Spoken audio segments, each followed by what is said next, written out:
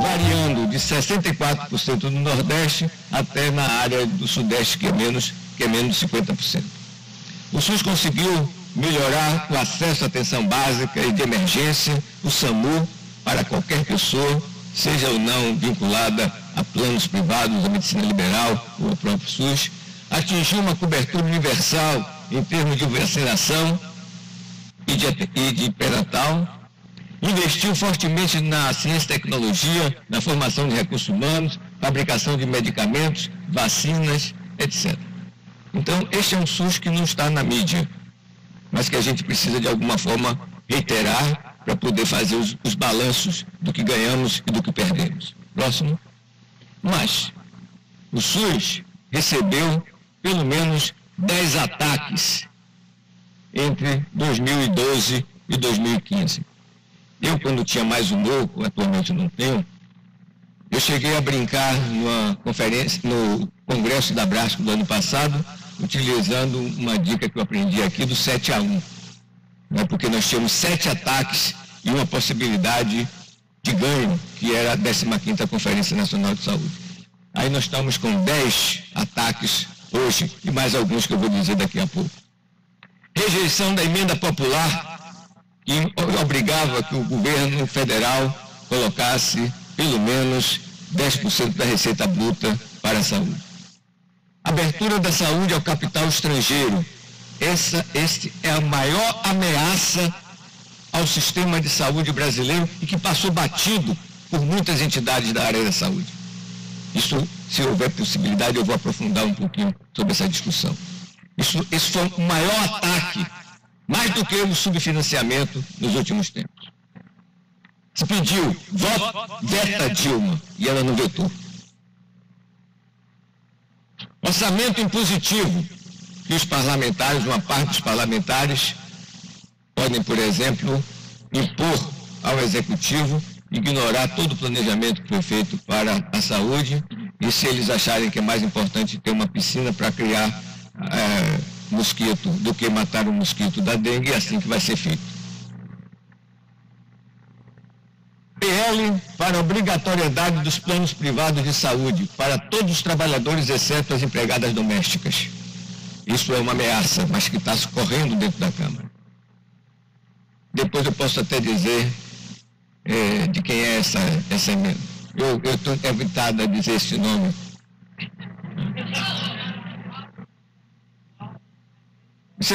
Eu já disse isso aqui para vocês, né? Mas eu aprendi que em Portugal a gente, apesar de falar a língua portuguesa, igual o brasileiro, mas tem palavras que são distintas, né? Eles não falam mouse, eles falam rato. Eles não falam fila, eles falam bicha. Eles não falam em lobby, eles falam em cunha.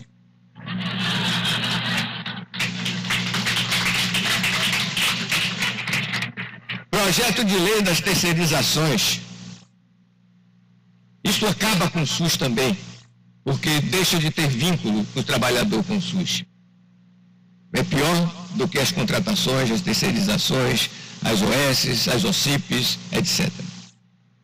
Reconhecimento da constitucionalidade das organizações sociais. 17 anos este Supremo Tribunal Federal levou para poder responder ao PT e ao PDT sobre a inconstitucionalidade das organizações sociais, quando era o PSDB que usava em São Paulo. 17 anos.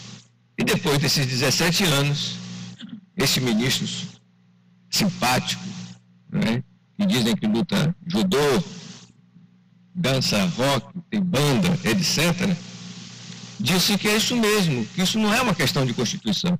Qualquer partido, quando assume o governo, pode fazer aquilo que está dentro do seu programa. Então, hoje, OS são organizações reconhecidas pelo Supremo Tribunal Federal como não impeditivas em relação à nossa Constituição. Proposta de cobertura universal em saúde. Que nome simpático, cobertura universal. A sigla não é meio complicado, mas o nome é simpático, universal, cobertura para todos. Mas por trás dessa ideia aqui, o Brasil, inclusive, em determinado momento, votou na OPAS, apoiando essa ideia, e depois recuou na OMS. Isso significa que é a cobertura parcial, somada. Então, isso vai dar um total que é juntando laranja com banana, com melancia, etc. Em outras palavras, se o SUS cobre tanto por cento, os planos privados mais X%, a medicina liberal mais tanto por cento, isso aí vamos ter uma cobertura universal. Agora, cada um com seu tipo de atendimento, de uma forma segmentada, desqualificada, diferenciada, iníqua. É assim que é a cobertura universal, que é patrocinada e concebida pela Fundação Rockefeller e que depois incorporada pela OMS como política para todos os países do mundo. Agenda Brasil, desse senhor que hoje ocupa a presidência do Senado. E uma das coisas que ele propunha nessa Agenda Brasil no ano passado era cobrar dos mais pobres do SUS. Houve uma reação tão grande de todas as entidades que têm compromisso com o SUS e ele deu uma recuada. Mas isso está aí, está na agenda. Novos pacotes de ajuste. No ano passado, 2015, no início do ano, com aquela leviandade que passou pela Fazenda, não é? No final do ano, um outro choque, no início desse ano, mais um, e por aí vamos e temos um outro mais grave no momento. Saúde, educação, ciência e tecnologia foram utilizados esses ministérios na renegociação que houve para a base política em outubro do ano passado. O senhor que virou ministro da Saúde foi o mesmo deputado que aproveitou um jabuti. Vocês sabem o que é jabuti? É quando vai um projeto, depois emenda que não tem nada a ver com o projeto, incluiu a abertura do capital estrangeiro para o país. Foi esse o senhor Marcelo, né, que virou ministro, foi o mesmo que fez a abertura para possibilitar que o capital estrangeiro dominasse o sistema de saúde brasileiro. Então são 10 ataques contra o SUS, contra o direito à saúde, especialmente no período 2012-2015. O próximo, Lorene, por favor. Mas teve um muito importante que foi desenhado no ano passado e que foi colocado, e que está sendo colocado em prática. Uma ponte para o futuro, que era o documento. Ulisses Guimarães deve estar indignado no fundo do mar, né, porque a fundação tem o nome de Ulisses Guimarães, né?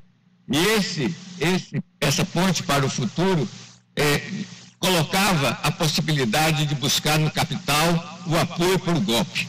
E esse apoio foi dado. A travessia antissocial, usando a expressão do Luiz Eugênio, que era como iria se apresentar para as políticas sociais esta ponte para o futuro. E o que é que eles anunciavam? Estão cumprindo. Desvinculação de receitas, contenção de gastos públicos para saúde, educação e previdência, subversão da Constituição e dos direitos sociais. Estava lá no papelzinho. E eles estão fazendo. Prorrogação da DRU, que daqui a pouco eu vou explicar um pouquinho mais para vocês, da DRE e da DRM, que eu vou ter dificuldade de falar da sigla, né? O que são essas desvinculações? É permitir que a área econômica de cada um dos governos, antigamente era só o governo federal, mas agora estadual e municipal, possam utilizar um percentual daquilo que estava vinculado para fazer o que quiser, né? Pode ser para construir jardim no município, mas pode ser para pagar os bancos no governo federal.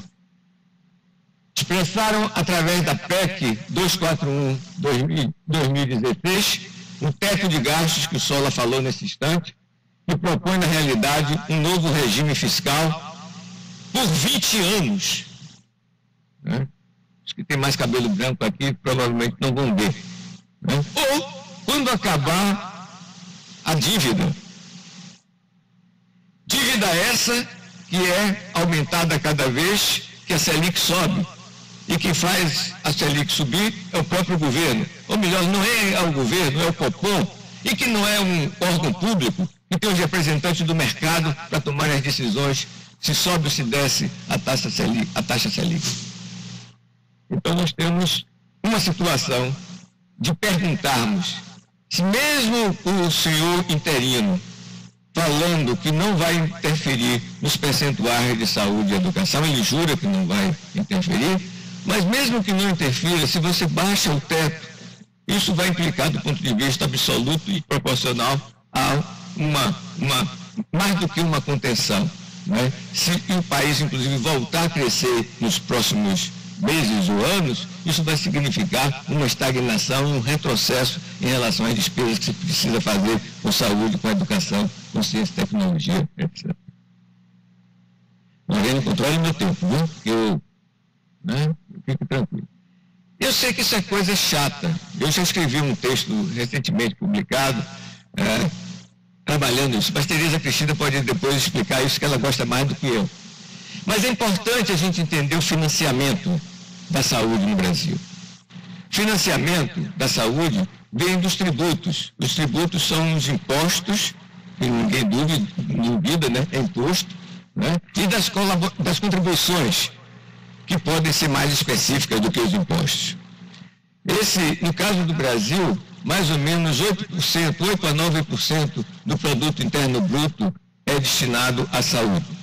O problema é que desse produto interno bruto que é destinado à saúde, a maior parte do gasto não é pública.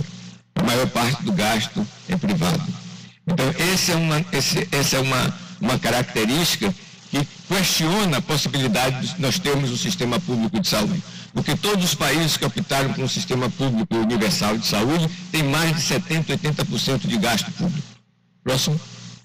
Aqui tem mais ou menos uma ideia, porque quando eu estou falando em gasto privado, muitos estão pensando que é das clínicas privadas, dos planos de saúde. Não. Quando eu estou falando em gasto privado, eu estou falando do gasto das famílias, para comprar óculos, para comprar medicamento, para pagar algum tipo de exame que o plano ou o SUS não ofereceu. Então, quando vocês vão observar dos 8% do produto interno bruto gasto com saúde, 3,84% é gasto das famílias.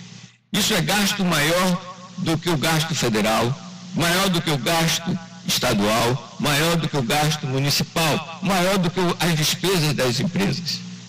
Eu acho que esse é um ponto central, que as famílias, daqui a pouco eu vou mostrar, que mais pagam impostos, não é aquele patinho ridículo que fica ali na Paulista, não é nem aquele impostômetro. As famílias que mais pagam imposto nesse Brasil são as famílias dos mais pobres. Próximo. É mínimo de uma estrutura tributária nos países capitalistas avançados, e mesmo não tão avançados assim, que devem pagar mais imposto que mais ganha. Nos países da OCDE, eles tributam diretamente as grandes rendas, as grandes fortunas, os patrimônios. São mais ou menos 33% de imposto direto nesses países da OCDE. No Brasil, o imposto de renda de pessoa física e o imposto de renda de pessoa jurídica, juntos, são 19%.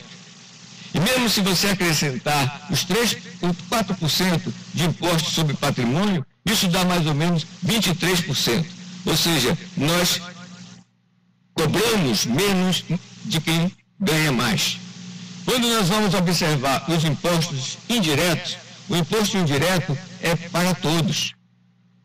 Significa que quando se compra um pão ou se compra um BMW, está se pagando imposto indireto, através do ICMS ou através do IPI.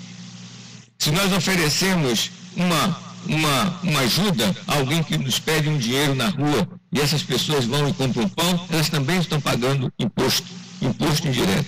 E o que acontece no Brasil? Quem recebia até 2 salários mínimos destinava 53% aos tributos indiretos.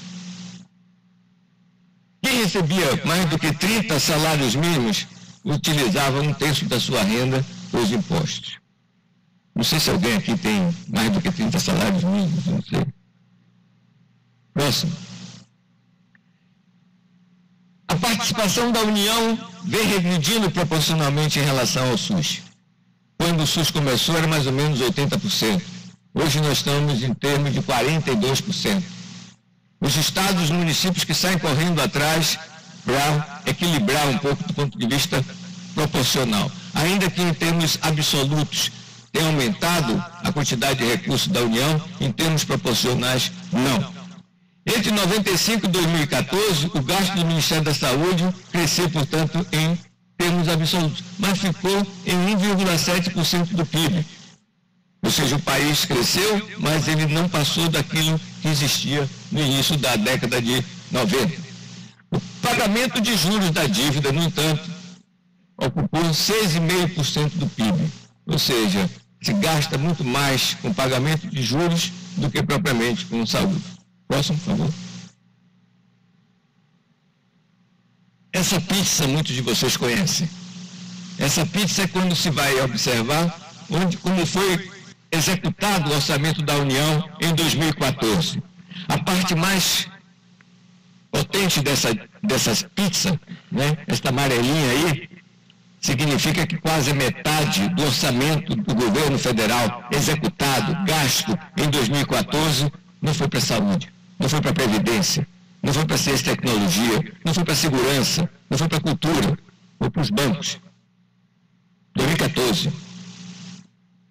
Mas eles estão de olho naquela outra faixa ali, porque 21,76% era para a previdência. E nós somos o primeiro país do mundo em que a previdência passou a ser um departamento do Ministério da Fazenda. Aí fica mais fácil eles irem abocanhar o que tem de 22% lugar. Hein? Próximo, Lorena.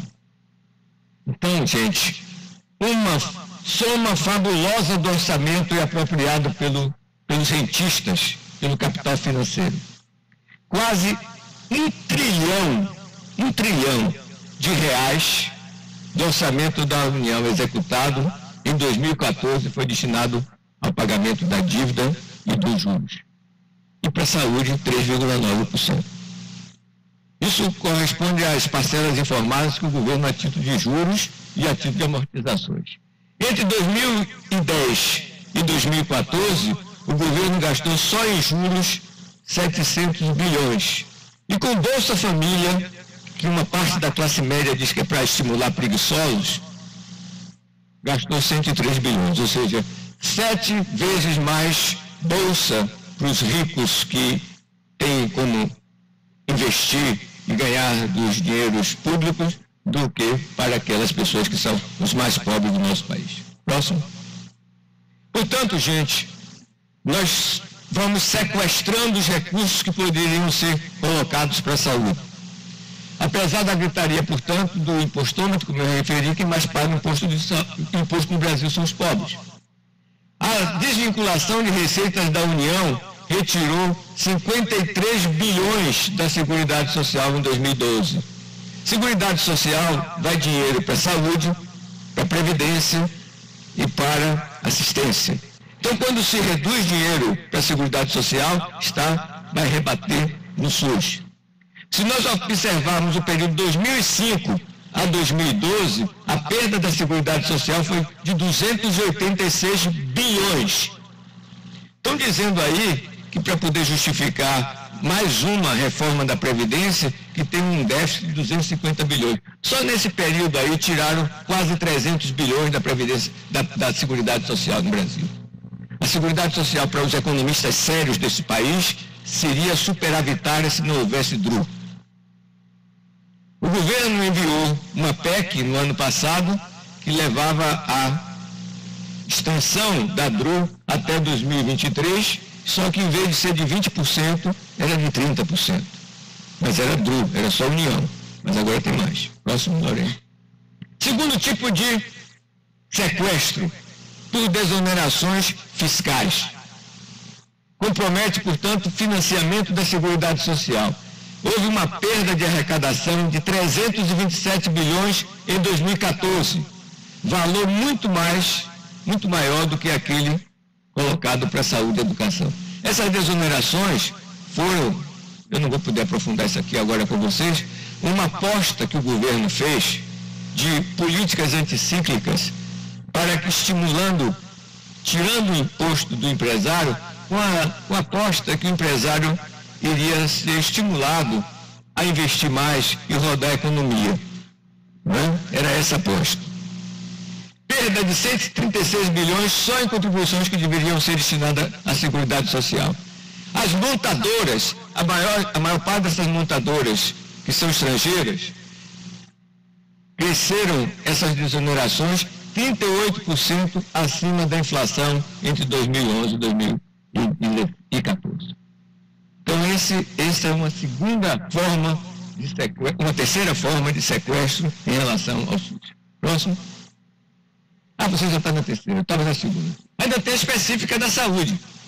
Vocês sabem que quem tem planos de saúde, ou quem paga médicos, enfermeiros não, dentistas, psicólogos, psicanalistas, etc., descontam o imposto de renda, sejam as pessoas físicas, sejam as pessoas jurídicas. Isso tem uma estimativa de perda de 16 bilhões B de bola, anuais. Ainda assim, aquele senhor que foi presidente da Câmara propôs uma anistia das multas das operadoras, vetada pela presidente Dilma. Esse, no caso, se conseguiu o veto. Vamos em frente. Renúncia de gastos federais. Esses são dados novos. Foi um estudo recente feito pelo IPE, apontando que 25 bilhões, não eram 16, não, 25 bilhões deixaram de ser arrecadados em renúncias fiscais só de gastos federais de saúde. Saiu agora em maio. Pessoas físicas, 37%, hospitais filantrópicos, 29%, medicamentos e produtos químicos, 18%, e pessoas jurídicas, 13,6%. São segmentos que foram favorecidos pelas renúncias fiscais específicas do setor saúde. Próximo. Se essa PEC 143 expande, portanto, a ADRU para o Estado, sendo DRE, ou para os municípios, sendo DRU, né? Nós vamos ter uma desvinculação estimada de 25% das receitas. Isso dá mais ou menos uma perda para 2017 de 35 bilhões, quase 36 bilhões retirados do SUS por essa alternativa de desvinculação. Próximo.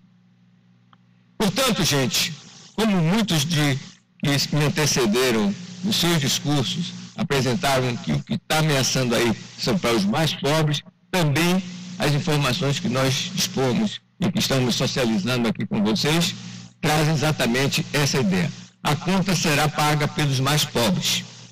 E o pior, que não foram os mais pobres que ajudaram a construir esse déficit fiscal do Estado. Se os gastos federais cresceram mais que as receitas nos últimos anos, portanto, não foi por causa da saúde. Isso não sou eu que estou dizendo, não. É o professor de economia da USP. Escreveu isso recentemente na Folha de São Paulo. Os recursos aplicáveis à saúde estão estáveis em relação ao PIB. Eu mostrei nesse instante, é 1,7%. Não aumentou. Os gastos que beneficiam milhões de brasileiros, e ao contrário dos subsídios e desonerações, que o que privilegiou foi o capital. Seja o capital financeiro, seja o capital industrial, seja o capital de serviço. Então, a pergunta é essa que esse professor lançou. Será que deveríamos desmantelar um sistema que levou 30 anos para ser construído para resolver um problema fiscal que não foi causado por ele? Essa é uma pergunta que a gente tem que dizer para a sociedade brasileira. Próximo. Quanto tempo tem? 3? 10? Dá para terminar. Gente, até 2007, eu acho que o Sola vai concordar comigo até uma parte. Até 2007 a gente criticava muito que o SUS não andava por causa dos interesses clientelistas de Sarney, depois pelo avalanche neoliberal do Collor, pelas ambivalências de Itamar, né, pelas políticas neoliberais do Fernando Henrique, pelas oscilações de Lula. Então, se culpava era o executivo. Mas quando chegou em dezembro de 2007, Mesmo sem o lobby do Congresso, algumas hienas deram risada quando conseguiram fazer a primeira derrota contra o presidente Lula, que significava acabar com a CPMF.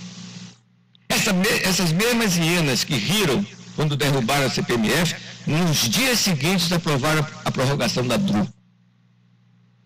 Então vocês sabem a quem que eles estavam servindo.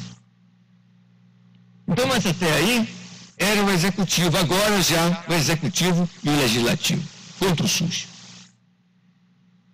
Como nós não conseguimos fazer com que a regulamentação da emenda constitucional 29 obrigasse que o governo federal tivesse uma contribuição, tanto quanto os estados quanto os municípios, conseguimos 2,5 milhões de assinaturas e encaminhamos para o Congresso Nacional, solicitando, portanto, os 10% da receita bruta. Lamentavelmente, deputados progressistas, senadores progressistas, deputados de esquerda, senadores de esquerda se mancomunaram com o executivo para poder negar o avanço dessa emenda. Não vou nomeá-los, nem nomeá-las.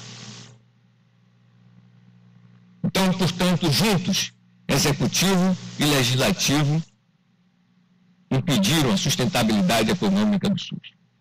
E mais recentemente o judiciário, eu já me falei para vocês do ministro Fux. Portanto, esse é um ponto de reflexão.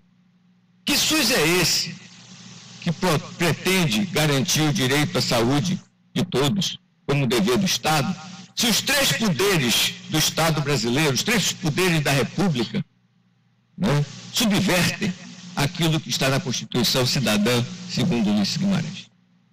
E se o Estado brasileiro está contra o direito à saúde e contra o SUS, o que resta à sociedade fazer? Portanto, nós temos hoje 3 grandes projetos em disputa no Brasil em relação à saúde. Nós temos o projeto mercantilista, um projeto que aposta na privatização, que é o que está na ordem do dia em termos mundiais. É o que está na Colômbia, é o que começou com o Chile, de Pinochet. A gente falava dos Chicago Boys, né, que iam para Chicago e chegavam aqui esses economistas para poder trazer as políticas neoliberais. O que se diz é o contrário.